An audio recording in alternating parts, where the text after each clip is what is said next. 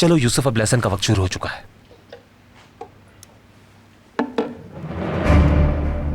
वैसे मैं सोच रहा था कि अगर हम यूसुफ के कमरे में चले तो कैसा रहेगा? वो वहां बेहतर फोकस कर पाएगा। यहाँ पर काफी डिस्टरबेंस रहती है, इसलिए कह रहा हूँ। हाँ खाला, मेरे कमरे में चलें। चलो ठीक है मेरी जान, चलते हैं। ओह बाय द वे, इकबाल साहिबा ऊपर चली गई, आप गलत मत समझिएगा। वो असल में जिया भाई का ये सोने का वक्त होता है। इकबाल साहिबा उनका ख्याल रखती हैं। ठीक है, मैं ख्याल रखूंगा कि ज्यादा आवाज ना हो।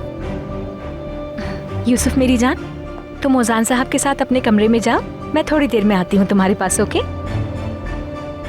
चले टीचर, वहाँ चलते हैं। हाँ ठीक है।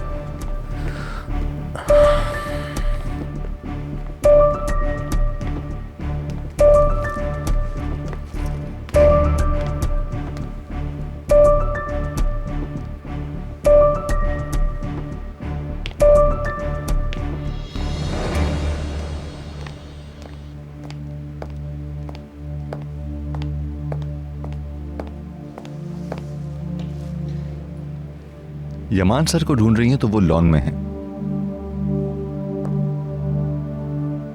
बहुत शुक्रिया।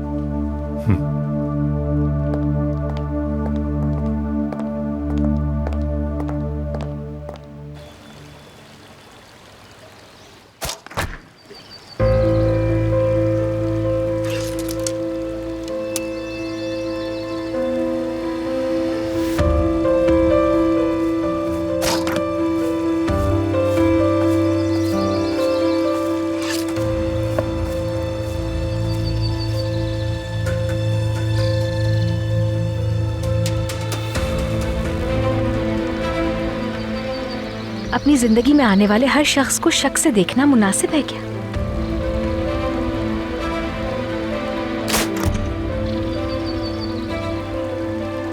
ओजान साहब बुरे इंसान नहीं है, तुम्हें इस वक्त समझ नहीं आ रही, लेकिन यूसुफ के लिए ये लेसन्स बहुत जरूरी है।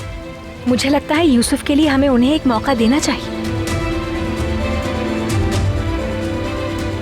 वैसे भी ओजान साहब यूसुफ को भी बहुत पसंद आए। मुझे लगता है तुमने नोट नहीं किया शायद।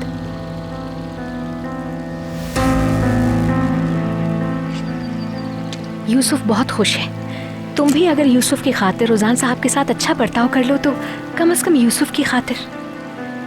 मैं बस अपना वादा निभा रहा हूँ, वरना उसके बारे में अपना जहन कब का बदल चुका होता।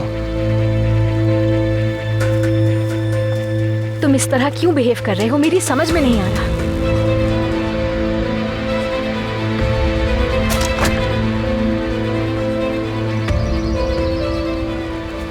क्योंकि मुझे उस आदमी पर भरोसा नहीं है।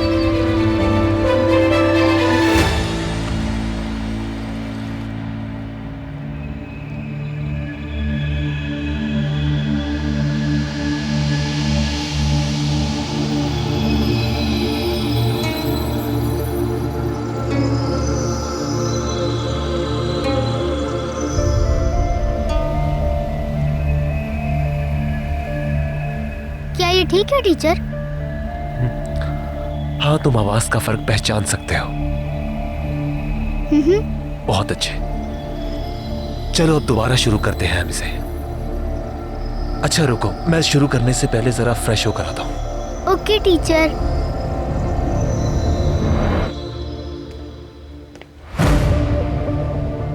तुम्हारी खाला का कमरा कौन सा है यूसुफ? मुझे उनसे कुछ पूछना है। कमरे से बाहर निकलकर सीधी तरफ। चलो ठीक है।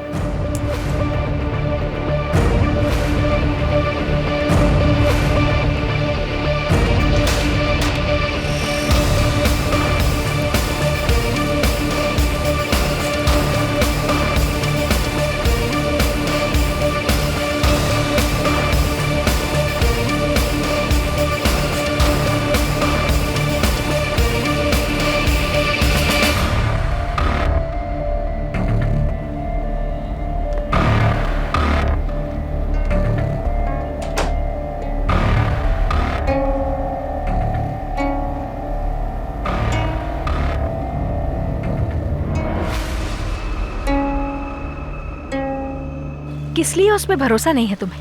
क्या कोई जायज वजह है तुम्हारे पास? वो हर किसी के साथ बहुत इज्जत से पेश आता है, सीधा आदमी लगता है। वैसे भी हर कोई तुम्हारी तरह मनफी सोच नहीं रखता यमान। लोगों पर भरोसा करना पड़ता है।